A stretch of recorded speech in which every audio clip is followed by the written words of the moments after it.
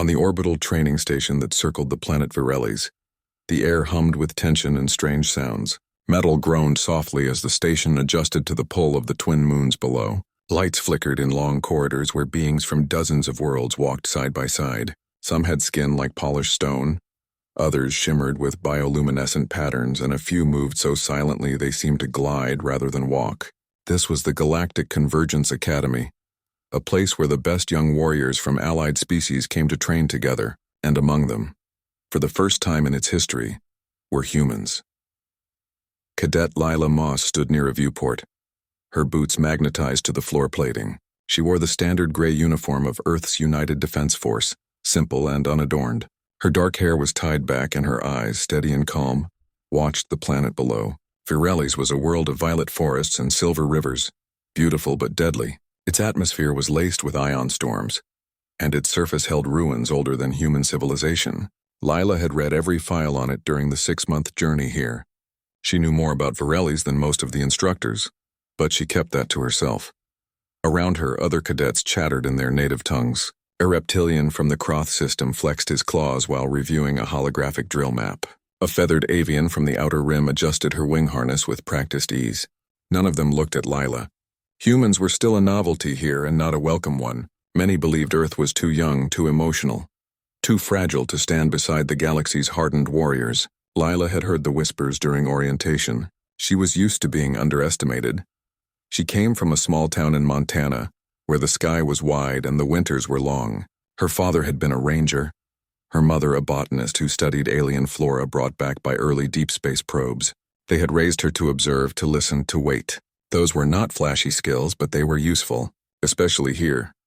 The Academy's command deck loomed ahead, a vast chamber lined with floating consoles and shifting light panels. Today was the official welcome briefing, and all new cadets were required to attend. Lila walked in with measured steps, her posture straight but not stiff. She found a spot near the back where she could see everyone without being seen. Then the doors at the far end of the room slid open. Commander Naira Velis entered. Even among aliens, she stood out, tall and slender with skin like pale moonstone and long silver hair that seemed to catch light from nowhere. She moved with a grace that bordered on unnatural. Her eyes glowed faintly violet, pupils slitted like a cat's. She wore a form-fitting suit of dark weave that shimmered when she turned, and at her side coiled a creature that made several cadets take a step back. It was a dragon, not the fire-breathing monsters of human myth, but something sleeker, smarter. Its scales were black as void space, edged with faint blue highlights that pulsed like distant stars. Its wings were folded tight against its body, leathery and strong. Its eyes, golden and slit, scanned the room with cold intelligence. This was Kor, Nira's bonded companion. Every Silthari warrior had one. The dragons were not pets. They were partners, scouts, and sometimes weapons. Naira stopped at the center of the room. Silence fell instantly. "You are here," she began, her voice smooth but edged with steel, "because your governments believe you have potential. I do not share that belief lightly." She let the words hang. Potential means nothing without discipline. Instinct without control is chaos, and chaos gets you killed. Her gaze swept the room, lingering on each species in turn. Kroth, Zenthari, Orlan, all respected warrior races. Then it landed on Lila. "Earthborn," Nira said, her tone dropping just enough to carry disdain. "Your file says you scored high in simulation drills. But simulations are lies wrapped in code. Real war has no reset button, no second chances." She stepped closer. "Your kind relies on machines to think for you, on drones to see for you, on algorithms to fight for you. You lack the raw instinct that the Silthari, the Kroth, even the Orlan possess from birth." Lila kept her face neutral. She did not flinch. She did not look away.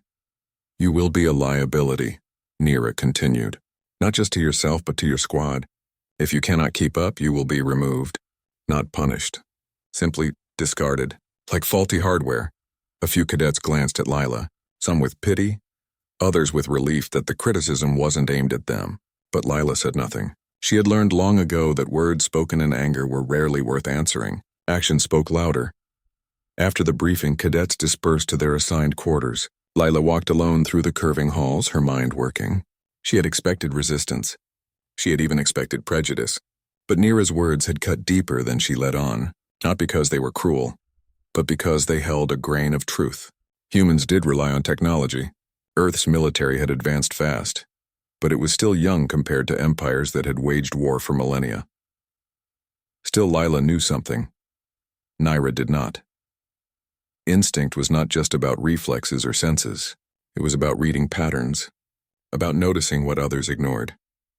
During the briefing, while everyone watched Naira, Lila had watched Kor. The dragon's tail had twitched twice when Naira mentioned discarded, not a sign of aggression but discomfort. And when Naira turned to leave, Kor's left ear had flicked toward a ventilation shaft in the ceiling, just for a second. That meant something. Later that evening, in the shared training bay, Lila found a quiet corner to stretch and center herself. The bay was empty except for a few maintenance drones. She practiced slow breathing, the kind her mother taught her to stay calm during storms. As she exhaled, she heard a soft scrape of scales on metal. Kor stood at the edge of the shadows. Lila did not move suddenly. She did not reach for anything. She simply met the dragon's golden eyes. For a long moment, neither moved. Then Kor took one step forward, its head tilted slightly as if studying her. Lila remembered what she had read about Silthari dragons. They could sense emotional resonance. Fear, anger, deceit. They all gave off subtle biosignatures. But calm focus? That was rare. "You're testing me," Lila said softly. Kor blinked once. From the doorway, Naira appeared, arms crossed. "He does not test," she said. "He chooses." Lila stood slowly. "Chooses what? Who is worthy of attention?" Naira replied. "He has ignored every other cadet, even the Kroth warlord's son." Lila looked back at Kor. "Why me?" Naira's expression did not change, but something in her eyes shifted. "Perhaps because you did not look at me. You looked at him." Lila nodded. "Everyone sees the commander. Few see the partner." Naira was silent for a long time. Then she said, "Do not mistake curiosity for approval. Tomorrow begins live drills. Zero-gravity evasion. You will be paired with a Kroth cadet. If you slow him down, he will leave you stranded. And I will not send a rescue." "I understand," Lila said. Naira turned to leave but paused. "One more thing. In Silthari tradition, we do not speak to those we deem unworthy. Consider that before you waste my time again." She walked away, Kor following with silent steps. Lila stayed in the bay long after they were gone. She replayed every detail. The angle of Naira's shoulders, the rhythm of Kor's breathing, the way the lights reflected off the dragon's scales. She was not angry. She was focused, because Lila Moss knew something else. War was not won by the strongest. It was won by the one who saw what others missed, and she had already seen 3 things about Naira Velis that no one else had noticed. First, the commander favored her left side slightly when standing still, suggesting an old injury. Second, her voice tightened almost imperceptibly when she spoke of discarded beings. And third, Kor never left her right side unless she was hiding something. Those were small things, insignificant to most, but to Lila, they were the first pieces of a much larger puzzle. As the station orbited silently above Virelis, casting long shadows across its silver rivers, Lila made a quiet promise to herself. She would not prove she was strong. She would prove she was necessary. And in a galaxy that valued power above all, necessity was the rarest weapon of all. Days passed in a blur of drills, debriefings, and sleepless nights. The Galactic Convergence Academy ran on a strict cycle, timed to the slow rotation of Virelis below. Cadets rose before the first light of the twin suns touched the planet's upper atmosphere, and trained until their muscles burned, and their minds grew sharp as blades. Lila Moss adapted quickly, though not without cost. Her hands were raw from climbing synthetic rock walls, her uniform torn from close-quarters evasion drills, and her ears still rang from the high-frequency pulses used in stealth detection exercises. She trained alongside beings whose biology defied human understanding. The Kroth cadet she was paired with, a young warrior named Vrek, moved with terrifying speed, his scaled skin resistant to most stun fields. At first he ignored her, speaking only in grunts and sharp gestures. But after Lila anticipated a trap during a simulated ambush, by noticing a slight heat distortion in the air where a cloaked drone hovered, he gave her a single nod. It was not friendship, but it was respect. Still, Naira Velis watched, always from a distance, always silent. During live simulations, she stood on the observation deck, arms folded, Kor coiled at her feet. Her violet eyes followed Lila's movements with cold precision. She never offered praise. Never corrected. She simply observed as if waiting for the moment Lila would fail. And then came the pheromone drill.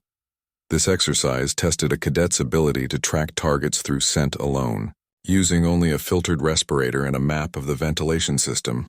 Most species relied on enhanced olfactory senses, but humans were considered nearly blind in this arena. When the assignment was announced, several cadets glanced at Lila with pity. But Lila had spent her childhood tracking elk through snowdrifts, identifying plants by the faintest trace of their oils, and learning how wind carried scent across valleys. She knew that smell was not just about the nose, it was about memory, context, and patience. She entered the maze-like duct system alone. The air was thick with synthetic pheromones designed to mimic fear, aggression, and calm. Most cadets followed the strongest signal, assuming it led to the target. Lila did not. She noticed that the fear scent spiked every time a ventilation fan cycled, meaning it was being pumped in artificially. The real trail was fainter, carried on older air currents near the floor grates. She found the target, a hidden beacon, in 17 minutes, the fastest time that cycle. In the debriefing chamber, instructors reviewed the results on floating screens. Murmurs spread through the room.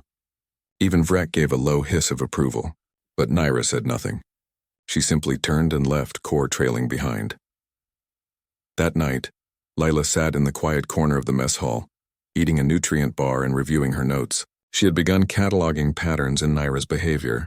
The commander always entered rooms from the left unless she was inspecting security flaws. She never touched the food provided, but drank a pale blue liquid from a personal flask. And whenever Core was near dragonlings, there were 3 young ones kept in a sealed nursery wing. Naira's posture softened, just slightly. Lila had seen them once by accident. The dragonlings were small, their scales shimmering with soft hues of pearl and rose. They chirped like birds, not roared like beasts. They were not part of the training program. They were hidden. Why hide young dragons? The answer nagged at her. The next morning, during a zero-gravity combat simulation, Lila and Vrek were assigned to disable a rogue drone in the station's outer ring. The exercise required perfect coordination, timing, spatial awareness, and trust. Halfway through, the drone malfunctioned, its targeting system locking onto Vrek's heat signature. Lila acted without thinking. She threw her tether line around a support beam, swung wide, and jammed her signal disruptor into the drone's core. Sparks flew. The drone powered down. Vrek floated beside her, breathing hard. "You saved me," he said, his voice rough. "We save each other," Lila replied. Back in the bay, cadets gathered to clean their gear. For the first time, a few spoke to Lila, not out of duty but curiosity. A Xanthari cadet asked how she predicted the drone's path. An Orlan trainee wanted to know if humans really slept only once per cycle. Layla answered simply, without boasting. Then Naira appeared. She walked through the group like a storm passing through calm air. Cadets straightened, voices hushed. She stopped in front of Lila, her violet eyes unreadable. "You took a risk," Naira said. "Unnecessary, reckless." "It worked," Lila said. "Luck is not skill," Naira replied. "And luck runs out." Before Lila could respond, Naira turned to address the entire group. "Today's simulation exposed a flaw in your teamwork. You rely on individual heroics. War is not won by lone acts. It is won by unity, by silence, by knowing when to hold back." Her gaze returned to Lila. "You speak too much with your actions. You draw attention. In real combat, that makes you a target." Lila met her eyes. "I draw attention because I get results." A ripple of tension moved through the room. No cadet had ever spoken back to Naira. For a heartbeat, Naira's expression flickered. Surprise, maybe anger, maybe something else. Then she said, "If you are so confident in your results, prove it." She stepped closer. "Tomorrow you will face a live field trial in the ash wastes of Virelis. 1 hour, no weapons. No comms, no backup. I will hunt you. If you are not captured within 60 minutes, you earn your place here. If you fail, you return to Earth on the next transport." The room fell utterly silent. Vrek shifted. "Commander, the ash wastes are unstable." "Ion vents." "Crystal shards. Even Silthari avoid them during storm cycles." "Then she should not last long," Naira said coolly. Lila did not hesitate. "I accept." Naira studied her. "You understand there are no rules, no boundaries, only survival. I understand, Lila said. Kor, who had been resting near the door, lifted his head. His golden eyes locked onto Lila's. For the first time she saw something in them.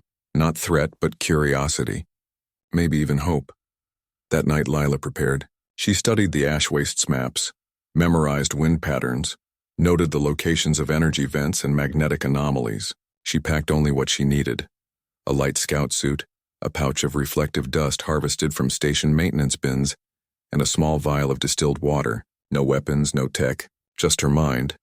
As she lay in her bunk, staring at the ceiling, she thought about why Nira had issued the challenge. It was not just to humiliate her. It was a test. But of what? Then it hit her. Nira was not just testing Lila's skill. She was testing whether a human could see beyond the surface, beyond pride, beyond war. And Layla knew, deep in her bones, that the real trial was not about surviving the hunt. It was about understanding the hunter.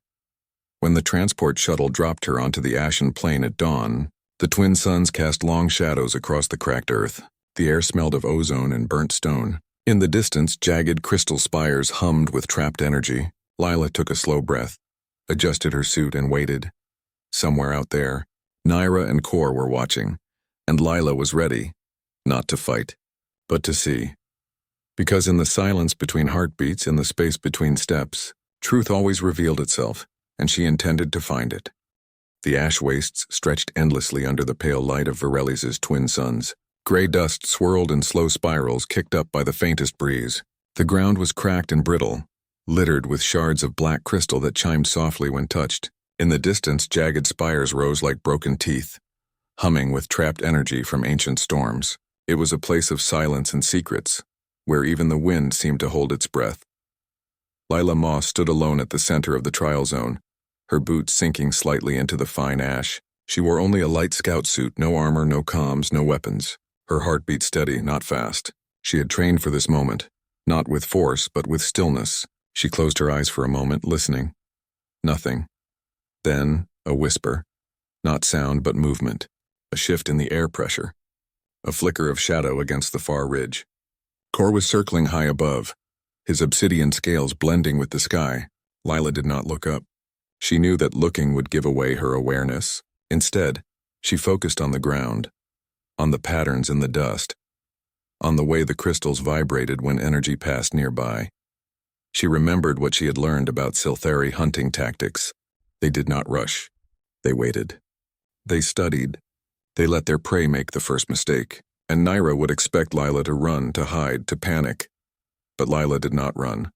She walked, slowly, deliberately, toward the nearest crystal spire. Her steps were light, careful not to disturb the ash too much. She kept her body low, using the spire's shadow as cover. As she moved, she scattered a few grains of reflective dust from her pouch. The particles caught the sunlight, glinting like tiny stars. Kor banked left. Lila smiled faintly. Just as she thought, he always turned left before diving. It was a habit, not a strategy, a small flaw in an otherwise perfect predator. She reached the base of the spire and pressed herself against its cool surface. The hum grew louder here, a low thrum that resonated in her bones. She placed her palm flat against the crystal. Through the vibrations, she could feel distant movements, footsteps perhaps, or the pulse of an ion vent opening, then silence. Too much silence. Lila held her breath.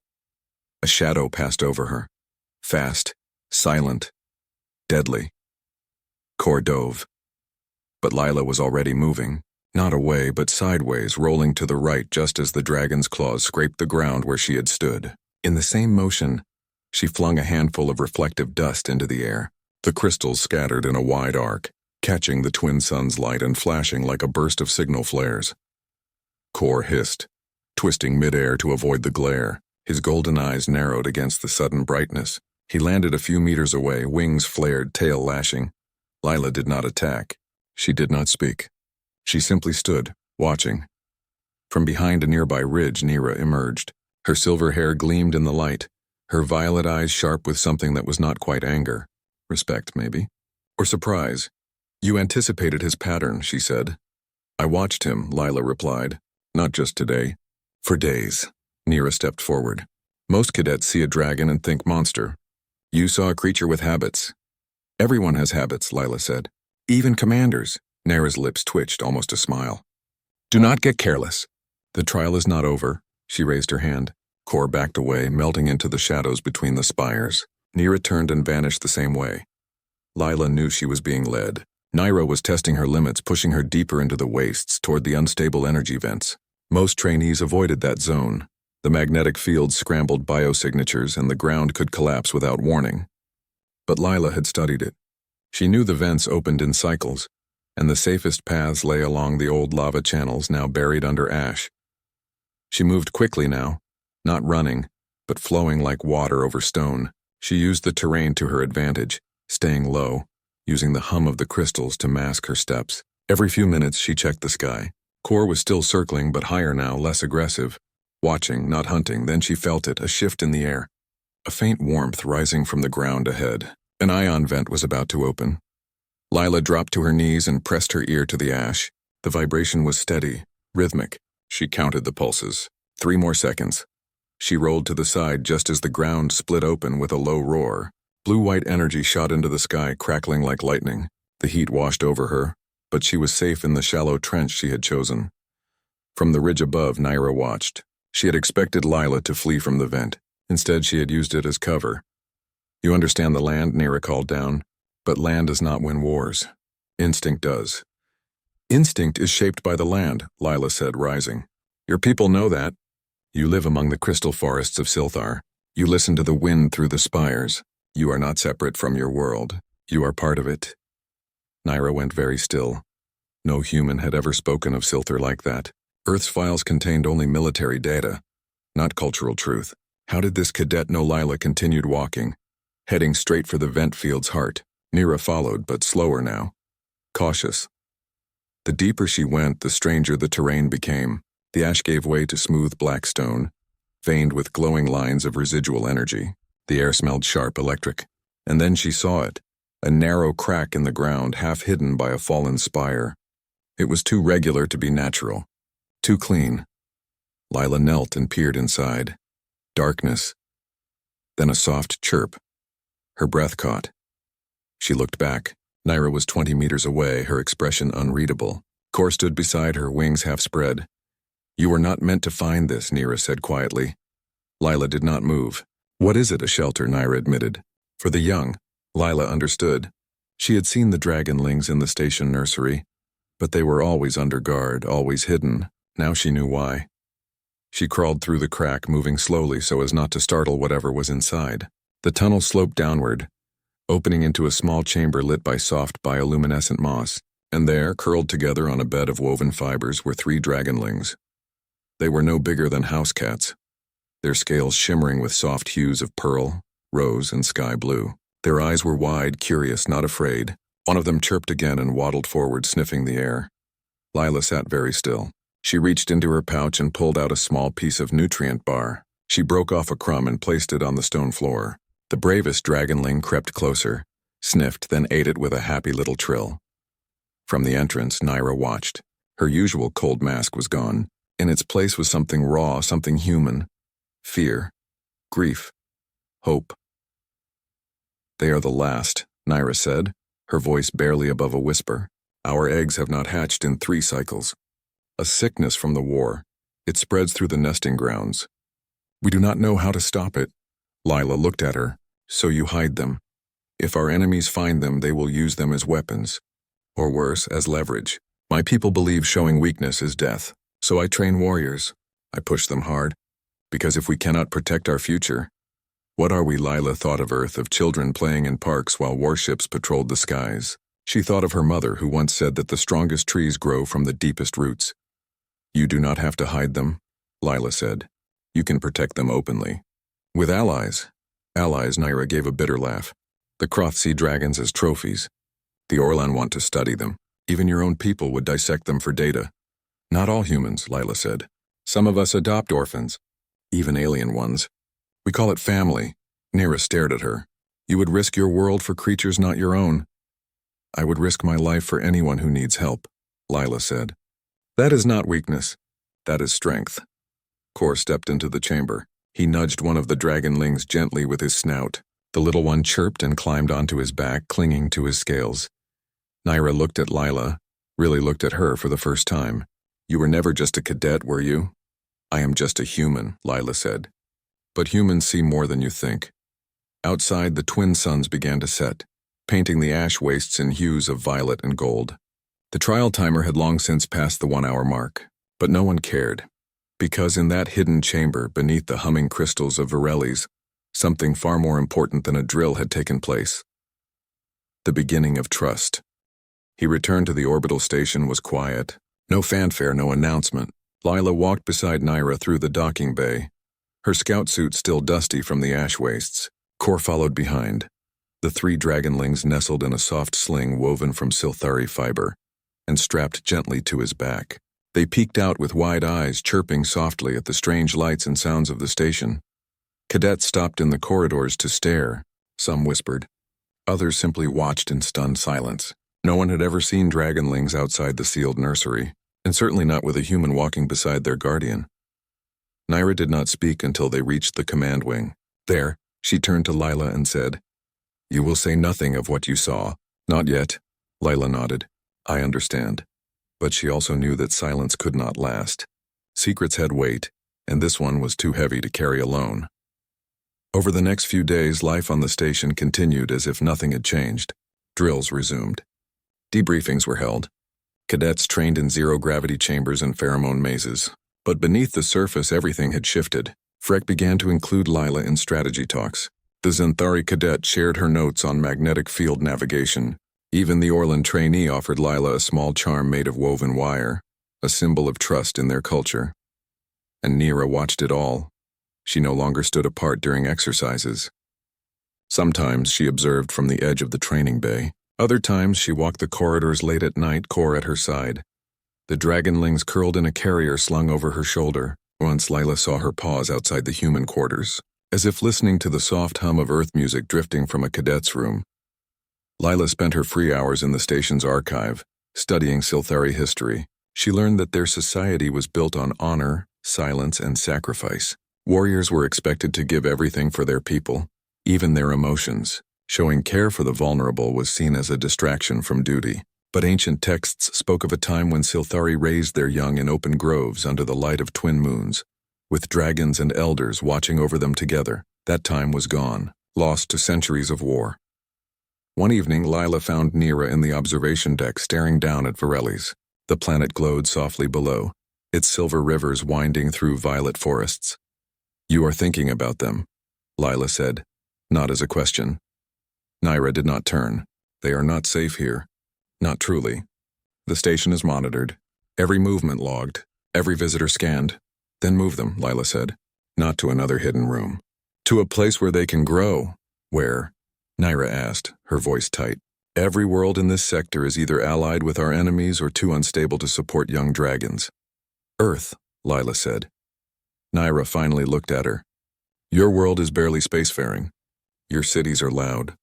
Your skies are crowded. You do not even understand our biology. We learn, Lila said.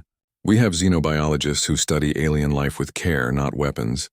We have sanctuaries for endangered species, and we have families who would welcome them, not as specimens, but as children. Naira was silent for a long time. Then she said, You speak as if it is simple.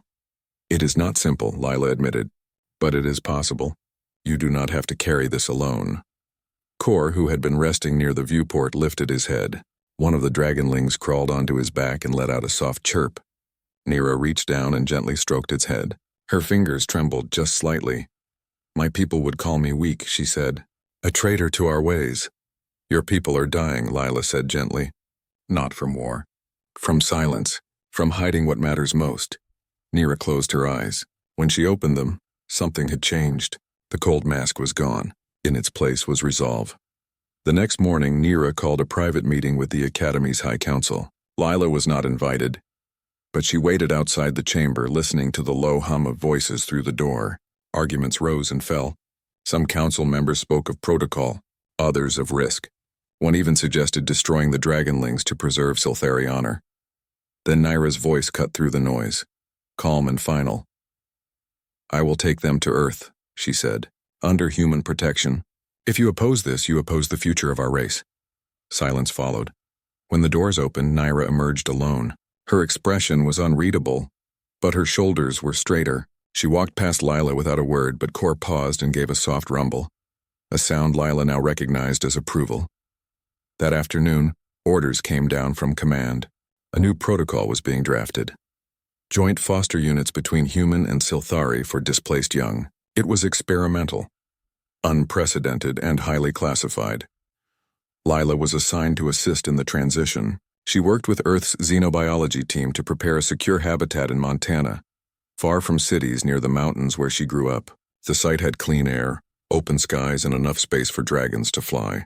Her mother, now retired, volunteered to help design the plant life that would mimic Silthari nesting grounds. As the days passed, Lila spent more time with the dragonlings. She learned their names: Telly, Miro, and Sune. Telly was bold, always first to explore. Miro was quiet, observant like Lila, soon loved to curl up on laps and purr like a cat. They responded to tone, not words, to kindness, not commands. One night, as Lila sat with them in the nursery, Naira entered. "They trust you," she said. "They trust anyone who listens," Lila replied. Naira sat beside her. "I never had young of my own. I was chosen as a warrior, not a mother." "You are both now," Lila said. Naira looked at her. "Why do you help us?" "Because no one should have to hide their heart to survive," Lila said. "And because I believe your people and mine can be more than soldiers. We can be neighbors, friends, family." Naira did not answer, but she stayed, and for the first time, she let one of the dragonlings climb into her lap. The day before departure, the academy held a formal review of the trial results. All cadets gathered in the main chamber. Instructors stood along the walls. Even the High Council attended. Naira stepped forward. "Cadet Lila Moss was challenged to survive 1 hour in the ash wastes," she announced. She did not just survive. She uncovered a truth that changes everything. She turned to Lila. "You saw what we tried to hide, and instead of using it against us, you offered us hope. That is not the act of a soldier. It is the act of a leader." The room was silent.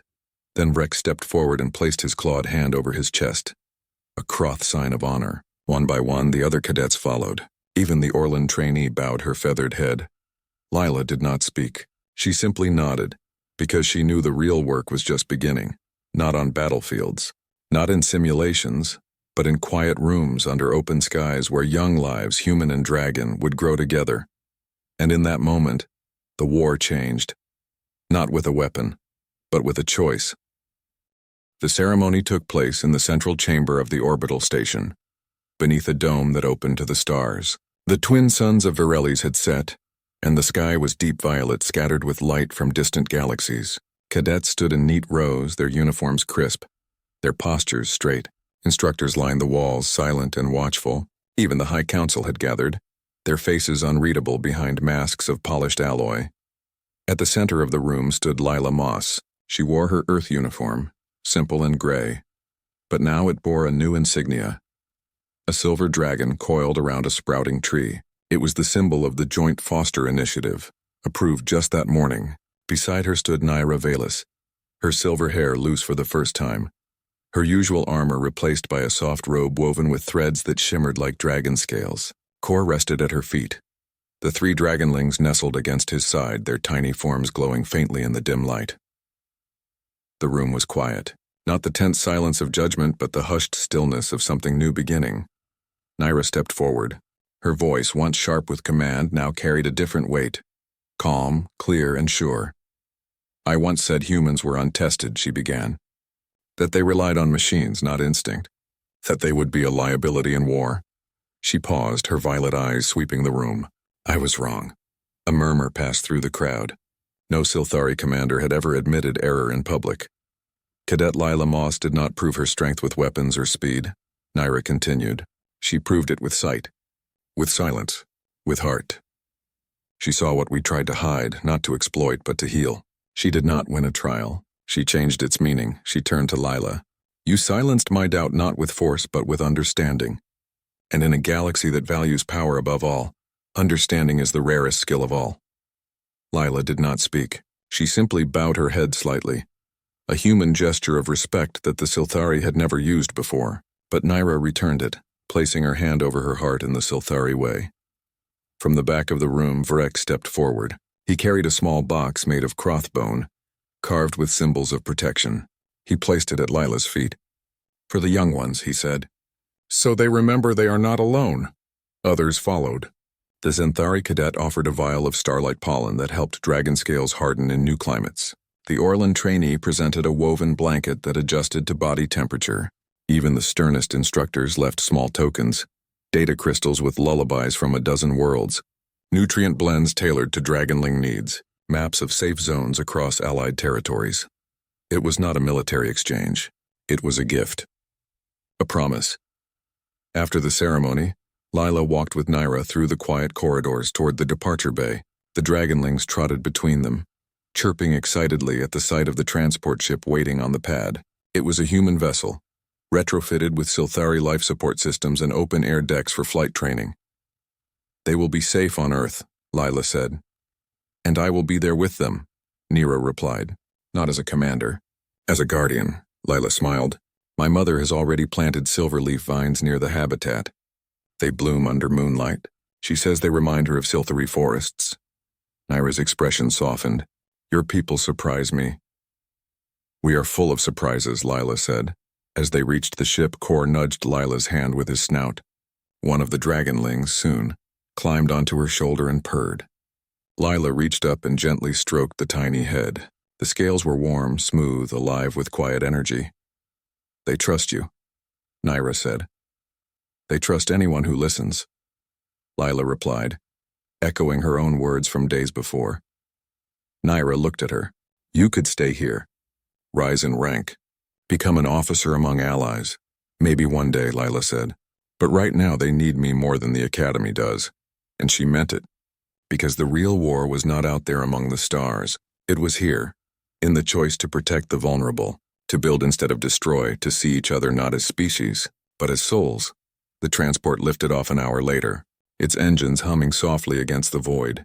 From the viewport, Lila watched the station shrink into a speck of light. Below, Varelli's glowed like a jewel. Above, the galaxy stretched on, vast and unknown. But for the first time, it did not feel cold. Back on Earth, weeks later, the habitat in Montana was ready. Nestled between pine-covered hills and clear mountain streams, it was a place of peace. The dragonlings ran through the grass, their wings fluttering as they chased fireflies that glowed like distant stars. Naira sat on a stone bench watching them, her face calm in a way it had never been on the station. Lila joined her, holding 2 mugs of hot tea, Earth Blend, with a hint of Silthari mint. "They are happy," Lila said. "They are free," Naira replied. And in that word, free, lay the true victory, not in battles won, but in fear released. Not in enemies defeated, but in trust given. The galaxy still burned with war. Empires still clashed. Fleets still gathered at the edges of known space. But here, in this quiet corner of Earth, something new had taken root. A human girl from Montana, a Silthari warrior with silver hair, a dragon with eyes like gold, and 3 small lives that carried the future of a dying race. They were not soldiers, not yet. They were family. And family, Lila knew, was the strongest force in any universe, as the twin moons of Earth's imagination rose over the hills. Not real, but dreamed, they cast long shadows that danced with dragon wings. And in that light, hope flew.